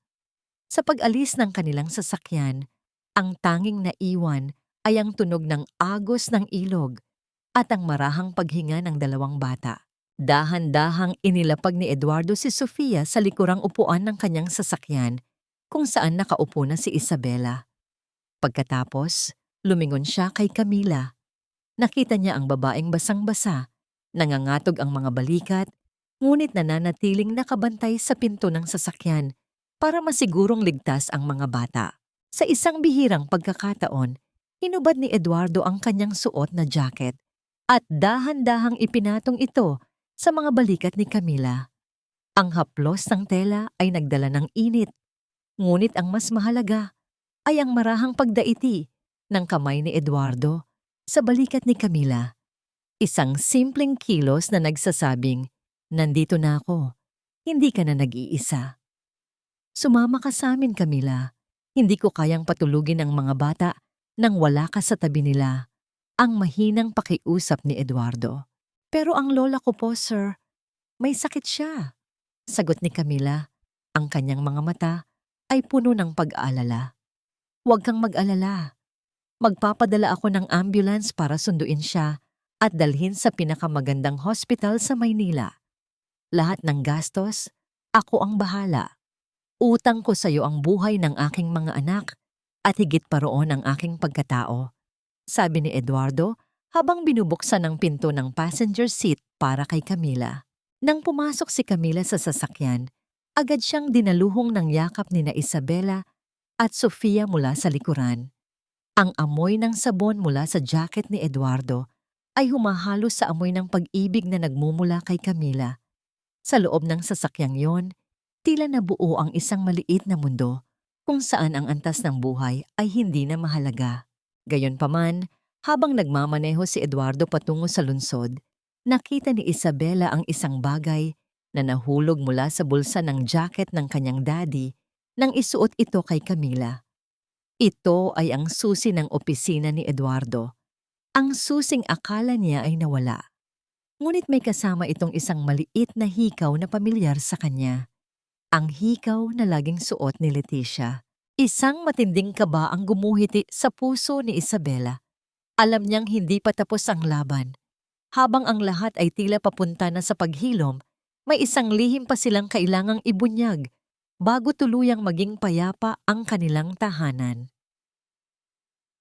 Ang malalaking gate ng mansyong Montefalco ay dahan-dahang bumukas, ngunit sa pagkakataong ito, ang pagpasok ng sasakyan ni Eduardo ay hindi nagdala ng karaniwang katahimikan. Sa loob ng sasakyan, mahimbing na natutulog sina Isabela at Sofia. Ang kanilang mga ulo ay nakasandal sa balikat ni Camila. Ang bawat hininga ng mga bata ay tila isang marahang paalala kay Eduardo kung gaano kalapit ang kanyang pamilya sa tuluyang pagkawasak. Nang huminto ang sasakyan sa tapat ng pintuan, agad na sumalubong ang mga katulong, kasama si Leticia na pilit na itinatago ang kanyang pagkabalisa sa likod ng isang plastik na ngiti. Ngunit bago pa man may makalapit, itinaas ni Eduardo ang kanyang kamay bilang hudyat ng katahimikan. Dahan-dahan niyang binuhat si Sofia habang si Camila naman ang umalalay kay Isabela. Camila, doon ka sa guest room sa itaas magpahinga kasama ang mga bata, ang mahinang utos ni Eduardo. Pero sir, sa quarters po ako dapat. Ang pabulong na sagot ni Camila, ang kanyang hiya ay nananatiling buhay sa kabila ng lahat. Hindi, Camila. Hindi ka na babalik sa quarters. Mula ngayon, ikaw ang mamamahala sa kagalingan ng aking mga anak sa loob mismo ng bahay na ito. At wala akong gustong marinig na pagtutol, ang madiing tugon ni Eduardo. Habang ang kanyang tingin ay sandaling dumapo kay Leticia na noon naninigas sa kinatatayuan. Ang paglakad ni Camila paakyat ng hagdan habang suot pa rin ang jacket ni Eduardo ay tila isang simbolo ng kanyang bagong katayuan. Hindi na siya ang katulong na dadaan sa likod. Siya na ang babaeng nagdala ng liwanag, pabalik sa isang madilim na tahanan. Sa loob ng guest room, maingat na inihiga ni Camila ang dalawang bata sa malambot na kama. Pinanood niya ang bawat paggalaw ng kanilang mga mata sa ilalim ng talukap, tinitiyak na payapa na ang kanilang panaginip. Maya-maya pa ay pumasok si Eduardo, dala ang isang tray ng pagkain at mainit na tsa. Kailangan mo ring kumain, Camila. Hindi ka pa nag-aalmusal mula kaninang madaling araw, sabi ni Eduardo habang inilalapag ang tray sa maliit na mesa sa tabi ng bintana. Salamat po, sir. Kamusta po ang lola ko? Ang tanong ni Camila. Ang pag-aalala ay muling gumuhit sa kanyang mukha. Maayos na siya. Nasa private suite siya sa hospital at binabantayan ng pinakamahuhusay na doktor. Sabi ko sa'yo, huwag mo na yung alalahanin, ang sagot ni Eduardo. Naupo siya sa dulo ng kama, malayo ng kaunti kay Camila, ngunit sapat na para maramdaman ang init ng presensya ng isa't isa. Camila, tungkol sa mga nangyari, tungkol sa mga bintang ko. Sir, tapos na po iyon. Ang mahalaga ay ligtas ang mga bata. Putol ni Camila. Ayaw niyang marinig ang paghingi ng tawad na alam niyang nahihirapan si Eduardo na bigkasin. Para kay Camila, ang pagkilos ni Eduardo ngayon ay sapat na kabayaran sa lahat ng sakit. Ngunit ang katahimikang iyon ay muling binuwag ng marahas na pagbukas ng pinto. Pumasok si Leticia, ang kanyang muka ay maputla at may hawak siyang isang tablet. Eduardo, kailangan mong makita ito. Akala ko ba ay nagbago na ang tingin mo sa babaeng ito? Ang sigaw ni Leticia. Ang kanyang boses ay puno ng puot. Leticia, lumabas ka. Natututulog ang mga bata. Ang bulyaw ni Eduardo. Hindi. Kailangang malaman ng lahat ang totoo. Ang patuloy ni Leticia habang ipinapakita ang isang medical report sa screen. Kakausap ko lang sa hospital kung nasaan ang lola ni Camila. Sabi ng mga doktor, may nakitang traces ng arsenic o lason sa katawan ng matanda. At alam niyo ba kung sino ang huling kasama niya sa bahay? Sino ang nagpapakain sa kanya araw-araw? Walang iba kundi ang mabait na si Camila. Nabitawan ni Camila ang baso ng tsaa na hawak niya. Ang bawat salita ni Leticia ay tila isang panibagong kidlat na tumama sa kanyang puso. Ano po? Lason? Hindi. Hinding-hindi ko magagawa yun sa lola ko. Ang nanginginig na sigaw ni Camila. Talaga ba? O baka naman desperada ka lang ngayon dahil wala ka ng trabaho? Mapanuyang sabi ni Leticia habang nakapamewang.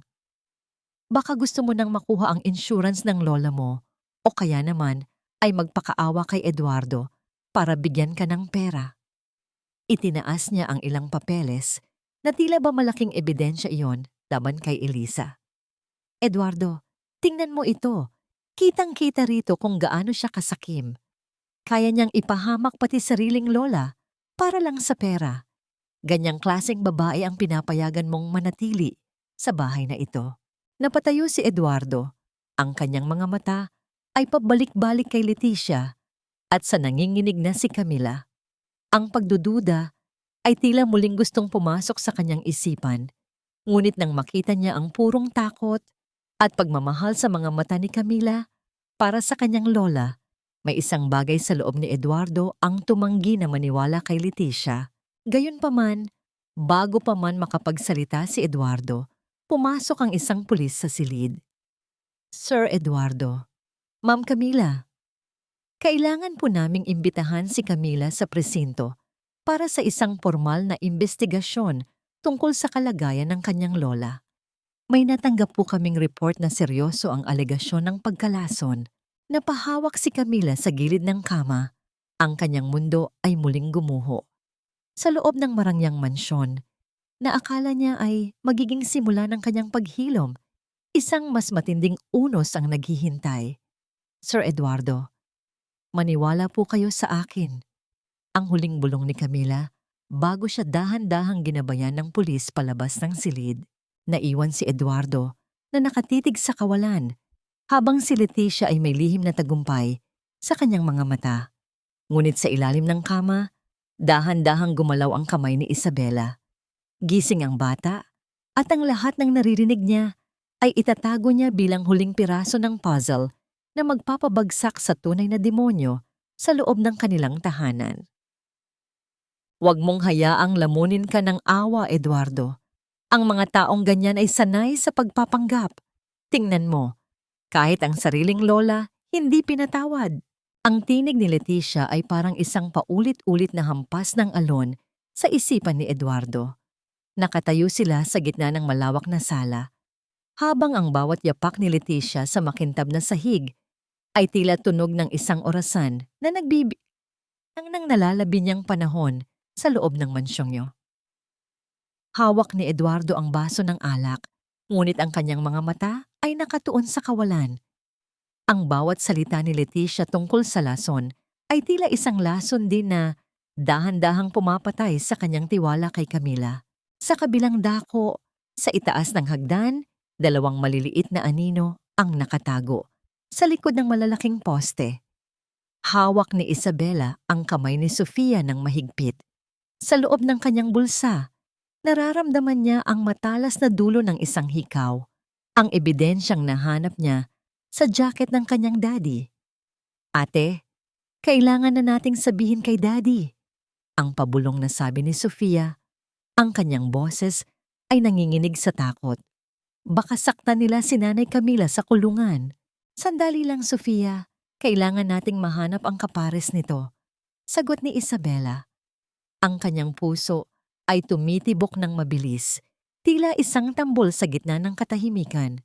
Naalala mo ba noong pumasok si Tita Leticia sa kwarto ni Daddy? Nung wala siya, may itinago siyang bote sa ilalim ng mga luma nating kumot sa bodega. Dahan-dahang gumapang ang 2 bata patungo sa bodega sa dulo ng pasilyo. Ang amoy ng alikabok at lumang gamit ay sumalubong sa kanila, ngunit hindi sila tumigil. Sa ilalim ng isang tumpok ng mga basahan, nahanap ni Isabela ang isang maliit na bote ng gamot. Isang bote na kamukha ng gamot ni Lola Flora. Ngunit may nakasulat na maliliit na letra sa ilalim na hindi nila maintindihan. Heto na yon, Sofia. Tara na, sabi ni Isabela. Bumaba ang 2 bata sa hagdan nang mabilis. Sa sala, si Eduardo ay akmang lalagdana sa isang dokumento para formal na magsampa ng reklamo laban kay Camila upang protektahan ang kanyang pamilya, gaya ng udyok ni Leticia. Daddy, huwag! Ang sigaw ni Isabela na nagpatigil sa lahat. Napatayo si Eduardo, gulat nang makita ang kanyang 2 anak na hingal at puno ng alikabok ang mga damit. Si Leticia naman ay biglang namutla. Ang kanyang mga mata ay nanlaki habang nakatingin sa boteng hawak ni Isabela. Isabela? Sofia, anong ginagawa niyo rito? Di ba sabi ko sa itaas lang kayo? Ang tanong ni Eduardo, ang kanyang boses ay puno ng pagkalito. Daddy, si Tita Leticia ang nagsisinungaling. Ang matapang na pahayag ni Isabela. Lumapit siya sa kanyang ama at inilapag sa mesa ang boteng nahanap at ang gintong hikaw. Nakita ko po ito sa jacket niyo noong nahanap niyo kami sa ilog. Kay Tita Leticia po itong hikaw na ito. At ang boteng ito, itinago niya sa bodega kanina. Ano? Anong pinagsasabi mo? Bata ka? Ang galit na sigaw ni Leticia habang pilit na inaagaw ang bote. Eduardo, huwag kang makikinig sa kanila. Masyado na silang nalito sa nangyari. Baka laro lang nila yan. Hindi po ito laro, Daddy. Dugtong ni Sofia ang kanyang mga luha ay nagsisimulang pumatak. Nakita ko si Tita Leticia na pumasok sa kwarto mo nung wala ka. May kinuha siyang folder at may pinalitan siyang gamot. Dahan-dahang kinuha ni Eduardo ang hikaw. Tiningnan niya ito ng maigi. Pagkatapos ay tumingin siya sa kabilang tenga ni Leticia. Doon niya napansin na ang suot ni Leticia ay isang pares ng perlas. Ngunit may bakas ng pamumula sa butas ng kanyang tenga. Tila kailan lang ay may biglang nahablot doon. Leticia, nasaan ang kapares ng hikaw mo na may disenyong bituin? Ang malamig na tanong ni Eduardo. Ang bawat salita ay tila isang hatol na nagpabagsak sa kumpiyansa ng babae. Naiwan ko sa kumpanya, Eduardo. Masyado kang mapaghinala. Ang pautal-utal na sagot ni Leticia. At ang boteng yan? Baka itinanim lang yan ng mga bata dahil ayaw nila sa akin. Kinuha ni Eduardo ang bote at binasa ang etiketa.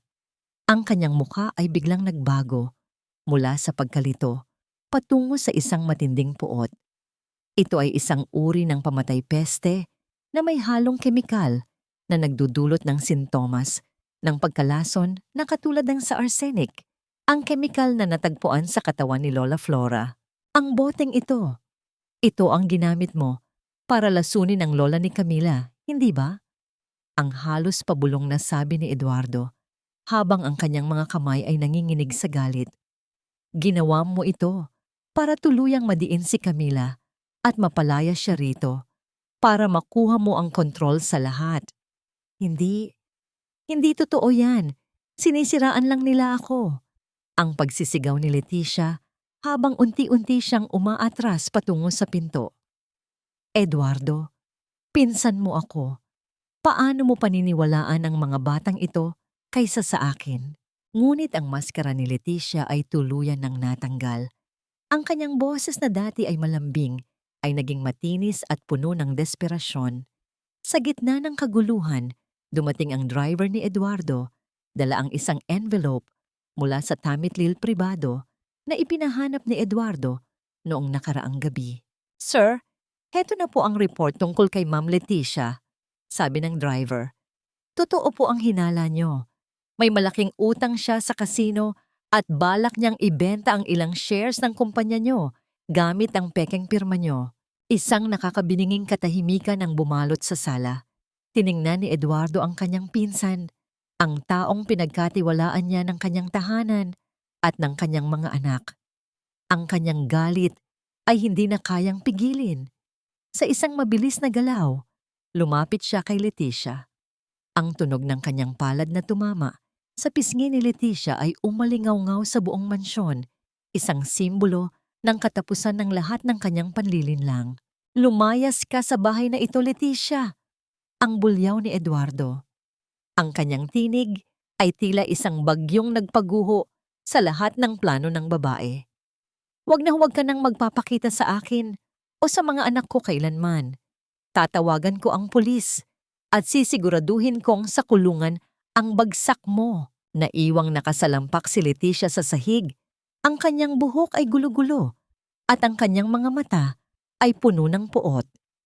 Samantala, niyakap ni Eduardo ang kanyang dalawang anak nang mahigpit. Doon, sa gitna ng sala, naramdaman niya ang tunay na halaga ng kanyang pamilya. Patawad mga anak, patawad dahil hindi ako naniwala sa inyo, ang hikbi ni Eduardo. Ngunit ang laban ay hindi pa tapos. Kailangan nilang iligtas si Camila mula sa rehas na hindi naman dapat sa kanya. Kailangan nilang ibalik ang katarungan para sa babaeng nagbigay ng lahat para sa kanila. Ang tunog ng sirena ng pulis ay bumasag sa katahimikan ng gabi sa labas ng mansyon ng mga Montefalco. Ang mapulang liwanag nito ay nagpapalit-palit sa mga pader ng sala, tila isang babala na ang bawat lihim ay may katapusan at ang bawat kasalanan ay may kabayaran. Nakatayo si Leticia sa gitna ng silid, ang kanyang mga kamay ay nanginginig, habang pilit niyang inaayos ang kanyang gulugulong buhok. Wala na ang kanyang pagiging sopistikada. Ang tanging natira ay ang itsura ng isang babaeng huli sa akto at wala nang matatakbuhan. Eduardo? Huwag! Mag-usap tayo. Pamilya tayo, di ba? Ang nanginginig na pagsusumamo ni Leticia habang dahan-dahang lumalapit ang dalawang pulis sa kanya. Ginto, Eduardo. Shares ng kumpanya. Kaya nating ayusin ito nang hindi kailangang dumanak ang kahihiyan. Tapos na ang pag-uusap natin, Leticia. Ang malamig na sagot ni Eduardo. Nakatayo siya sa tabi ng kanyang mga anak. Ang kanyang mga kamay ay nakapatong sa mga balikat ni na Isabela at Sofia bilang proteksyon. Ang kahihiyang sinasabi mo ay ikaw mismo ang gumawa. Hindi ko kailanman mapapatawad ang pagtatangka mo sa buhay ni Lola Flora at ang paninira mo sa isang inosenteng tao para lang sa pera. Nang maramdaman ni Leticia ang malamig na bakal ng posas na pumatong sa kanyang mga pulso, isang matinis na sigaw ng pagkadismaya ang kumawala sa kanyang bibig. Pagsisihan mo ito, Eduardo. Hindi mo alam ang ginagawa mo. Ang babaeng yan, ang Camila na yan ang sisira sa'yo. Hindi na lumingon si Eduardo habang kinakaladkad si Leticia palabas ng mansyon. Ang bawat hakbang ng kanyang pinsan patungo sa sasakyan ng pulis ay tila isang tinik na nababunot sa kanyang puso. Ngunit ang hapdi ay nananatili pa rin. Alam niyang sa kabila ng pagdakip kay Leticia, ang sugat na iniwan nito sa kanyang pamilya ay malalim at hindi madaling hilumin. Dali-daling nagtungo si Eduardo sa himpilan ng pulisya para sunduin si Camila. Nang makita niya ang babae, sa loob ng isang maliit at madilim na interrogation room, parang may kung anong mabigat na bagay ang dumagan sa dibdib ni Eduardo. Nakaupo si Camila sa isang matigas na bangko, ang kanyang mga mata ay tulala at ang kanyang mga balikat ay nakalaylay sa sobrang pagod. Wala siyang galit sa kanyang mukha, tanging isang malalim na pagod at kawalan ng pag-asa ang bakas doon. Camila, ang mahinang tawag ni Eduardo. Dahan-dahang tumingala si Camila. Nang magtama ang kanilang mga mata, ang unang bagay na lumabas sa bibig ni Camila ay hindi ang tanong tungkol sa kanyang sariling kalayaan. Ang lola ko po, sir? Kamusta po ang lola ko? Ang pabulong na tanong niya. Ligtas na siya, Camila. Nakuha na ng mga doktor ang lason sa katawan niya. At alam na ng mga pulis ang totoo. Si Leticia ang may gawa ng lahat. Paliwanag ni Eduardo habang binubuksan ang pinto ng silid. Patawad. Sa lahat ng sakit na idinulot ko sa'yo, hindi sumagot si Camila. Tumayo siya ng dahan-dahan. Ang kanyang mga binti ay tila walang lakas. Sa loob ng sasakyan pabalik sa mansyon, nanatili siyang tahimik habang nakatingin sa labas ng bintana. Ang mga ilaw ng lunsod ay tila malalabong guhit na lamang sa kanyang paningin. Kahit na malaya na siya, nararamdaman niya ang bigat ng mga maling bintang na ipinatong sa kanyang balikat. Ang tiwala ay madaling basagin, ngunit napakahirap buuin muli. Pagdating sa mansyon, hinarap ni Eduardo si Camila sa gitna ng hardin, kung saan ang amoy ng mga bulaklak ay muling nagbabalik. Kinuha ni Eduardo ang isang maliit na susi mula sa kanyang bulsa at isang envelope na may mga dokumento.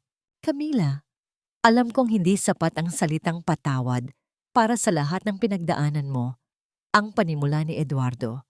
Ito ay ang titulo ng isang bagong bahay sa isang ligtas na subdivision malapit sa hospital kung nasaan ang lola mo.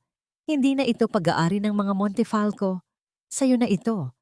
Isang maliit na bagay ito para masigurong hindi ka na muling babalik sa Barangay San Roque at mamumuhay sa panganib.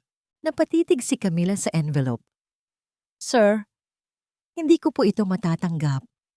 Ginagawa ko po ang lahat dahil mahal ko ang mga bata, hindi dahil sa pera o sa bahay. Tanggapin mo ito bilang isang ama na gustong bumawi sa kanyang pagkakamali. Ang pakiusap ni Eduardo, ang kanyang boses ay puno ng katapatan. Hindi lang ito para sa iyo, kundi para sa katahimikan ng isipan ko. Gusto kong malaman na ligtas ka at ang lola mo, kahit na magpasya kang hindi na bumalik sa amin. Isang matagal na katahimikan ang namagitan sa kanila. Sa ilalim ng liwanag ng buwan, nakita ni Eduardo ang isang butil ng luha na pumatak sa pisngi ni Camila. Ang luhang iyon ay hindi na galing sa sakit, kundi galing sa isang pusong nagsisimulang makaramdam ng ginhawa. Matapos ang isang mahabang gabi ng unos, dahan-dahang kinuha ni Camila ang envelope. Ang kanyang mga daliri ay bahagyang dumaiti sa kamay ni Eduardo. Isang haplos na nagpadala ng kakaibang kuryente sa puso ng lalaki. Sa sandaling iyon, naramdaman ni Eduardo ang isang bagay na matagal na niyang kinalimutan, ang kaba at ang pagnanais na protektahan ang isang tao ng higit pa sa kanyang sarili. Salamat po, Sir Eduardo, ang mahinang tugon ni Camila. Ngunit bago pa man makapagsalita muli si Eduardo, narinig nila ang takbo ng maliliit na paa mula sa veranda. Sina Isabela at Sofia ay mabilis na bumaba at yumakap sa binti ni Camila. Tila natatakot na muli itong mawawala. Sa gitna ng tagumpay laban kay Leticia, isang bagong kabanata ang tila nagsisimula. Ngunit habang nakatingin si Eduardo kay Camila na masayang niyayakap ang kanyang mga anak, may isang mahalagang tanong na pumasok sa kanyang isipan. Sapat na ba ang bahay at ang katarungan para burahin ang anino ng pagdududa sa pagitan nilang dalawa? O ito na ang huling pagkakataon na magkakasama sila bago tuluyang maghiwalay ang kanilang mga landas? Ang mga sugat ng kahapon ay hindi naghihilom sa loob lamang ng isang gabi, ngunit sa bawat pagsikat ng araw sa mansyon ng mga Montefalco, tila may bagong pag-asa na dahan-dahang namumukadkad. Wala na ang mabigat at nakakasakal na atmosperang dala ni Leticia. Ang amoy ng matapang na kemikal sa mga pasilyo ay napalitan na ng pamilyar na bango ng sariwang sampagita at ang nakakaakit na amoy ng mainit na pandesal at kape tuwing umaga.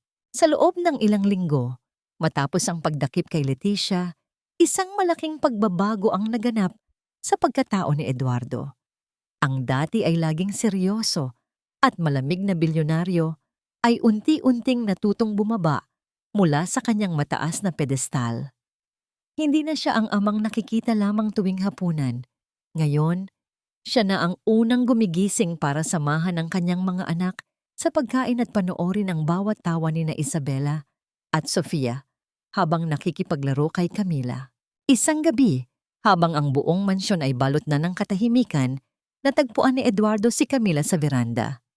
Nakatingin ang dalaga sa malayo, sa mga ilaw ng lungsod na tila mga bituing nakakalat sa lupa.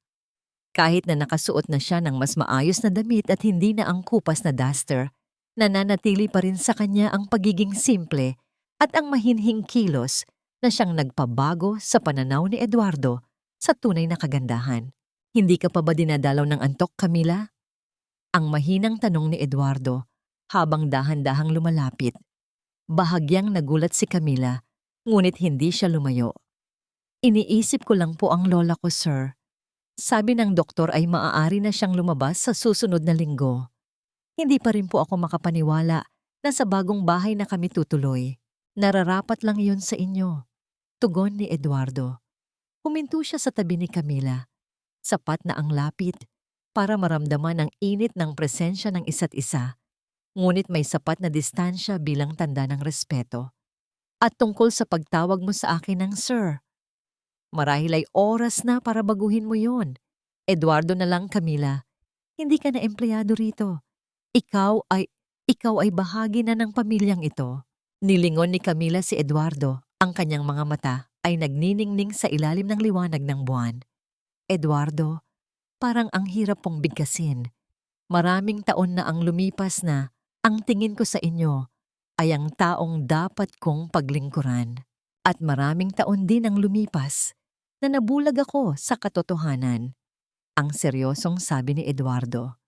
Dahan-dahan niyang inabot ang kamay ni Camila na nakapatong sa rehas ng beranda. Hindi niya ito hinawakan ng mahigpit. Sa halip ay marahan lamang niyang ipinatong ang kanyang palad sa ibabaw nito. Isang haplos na puno ng pagkilala at pasasalamat. Naramdaman ni Camila ang kuryenteng dumaloy sa kanyang buong katawan. Ang kanyang puso ay nagsimulang tumibok ng mabilis, isang ritmo na matagal na niyang itinatago sa ilalim ng kanyang pagiging katulong. Hindi niya inalis ang kanyang kamay. Hinayaan niyang maramdaman ang init ng palad ni Eduardo, ang pagpapatunay na ang pagitan nila ay hindi na kasing lawak ng dati. Salamat sa pagliligtas sa amin, Camila. Bulong ni Eduardo. Ang kanyang boses ay naging malalim at puno ng emosyon. Hindi lang ang mga anak ko ang iniligtas mo mula sa panganib. Iniligtas mo rin ako mula sa pagiging isang taong walang puso. Kung hindi dahil sa iyo, baka hanggang ngayon ay nag-iisa pa rin ako sa gitna ng lahat ng kayamanang ito. Eduardo! Ang mahinang tugon ni Camila. Ang kanyang boses ay tila isang haplos sa pandinig ng lalaki.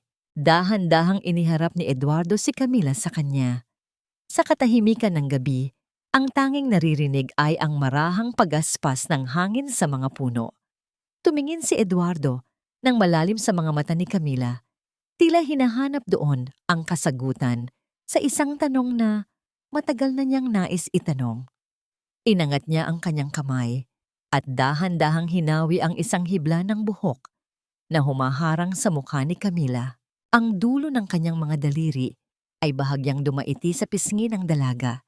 Isang ugnayang mas malakas pa sa anumang salita.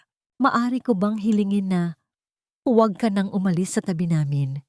Ang pakiusap ni Eduardo. Hindi bilang isang katulong, kundi bilang isang babaeng nais kong makasama sa pagbuo muli ng tahanang ito.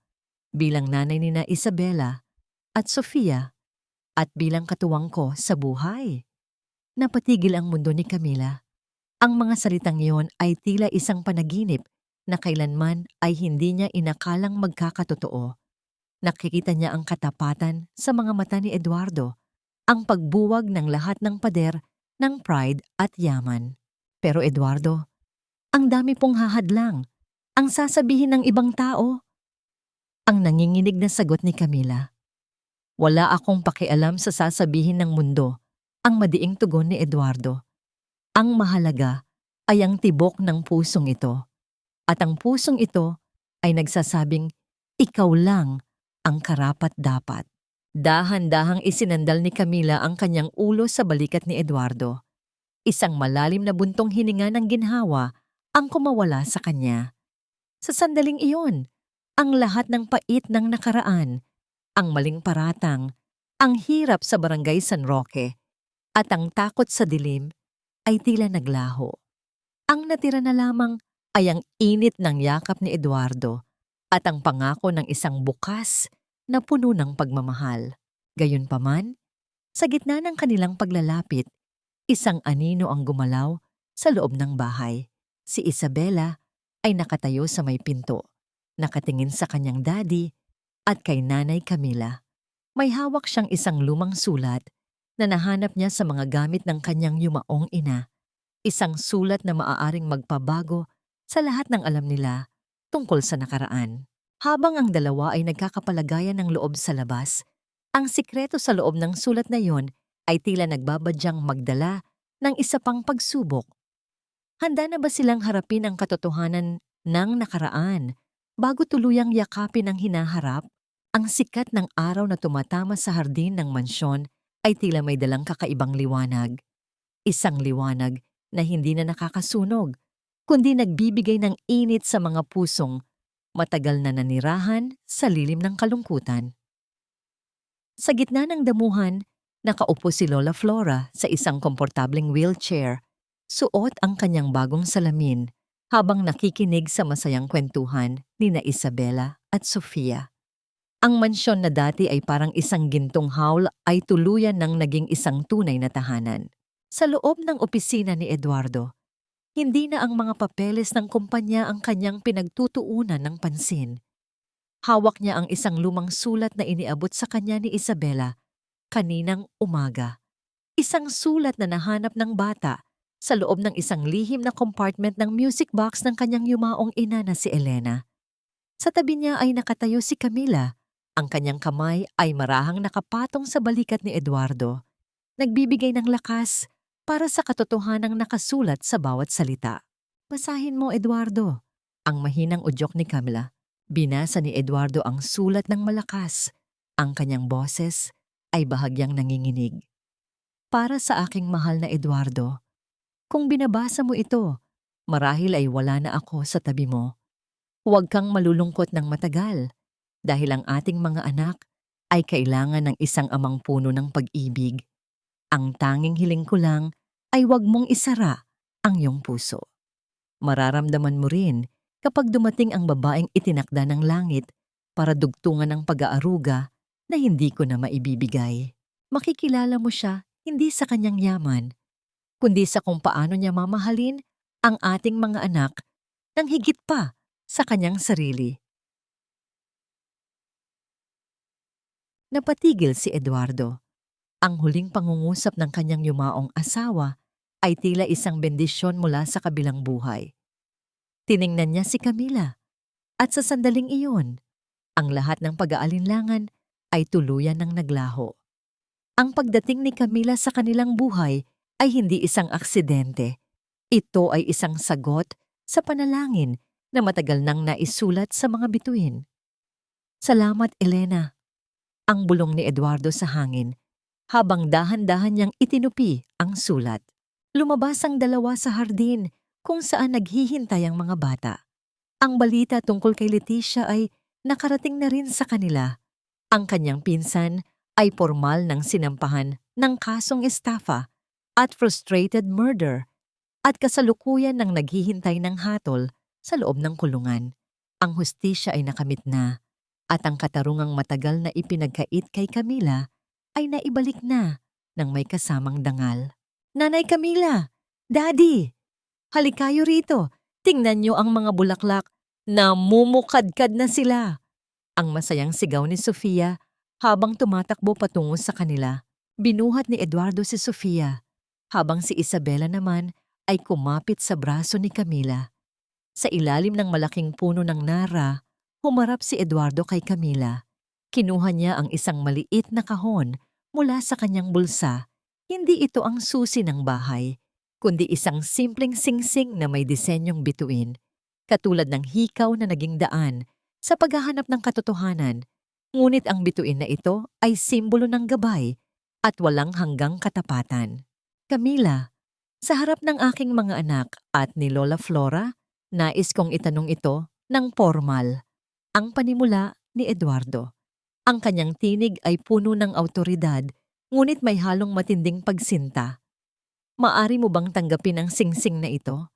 Hindi bilang tanda ng pagmamay-ari, kundi bilang tanda ng aking pangako na hinding-hindi ko na muling bibitawan ang iyong kamay. Nais kong maging katuwang ka sa bawat umaga at bawat gabi ng natitirang buhay ko. Napatakip ng bibig si Camila. Ang kanyang mga luha ay muling pumatak, ngunit ang mga luhang ito ay kasing tamis ng pulot. Tumingin siya kay Lola Flora na tumatango ng may ngiti at sa dalawang bata na naghihintay ng kanyang sagot.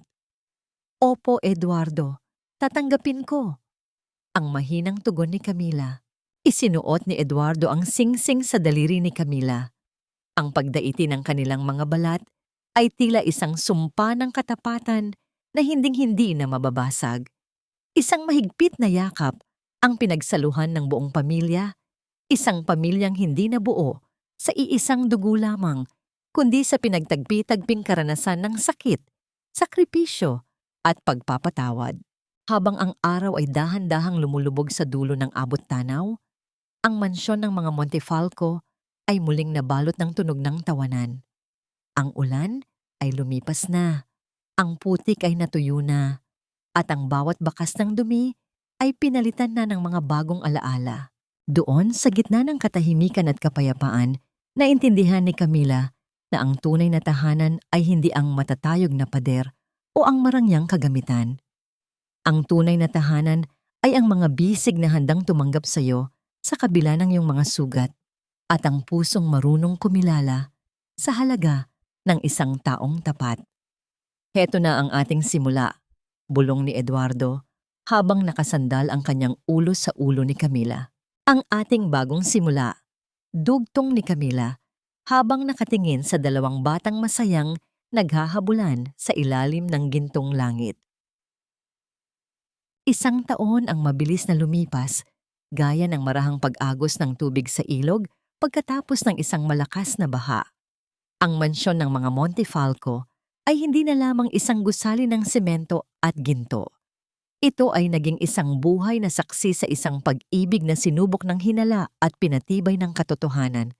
Ang bawat sulok nito ay puno na ngayon ng ingay ng tawanan, ng amoy ng masasarap na luto ni Camila, at ng init ng isang pamilyang tuluyan ng nabuo. Sa malawak na hardin, isang simpleng selebrasyon ang nagaganap para sa kaarawan ni Lola Flora. Nakaupo ang matanda sa isang espesyal na silya.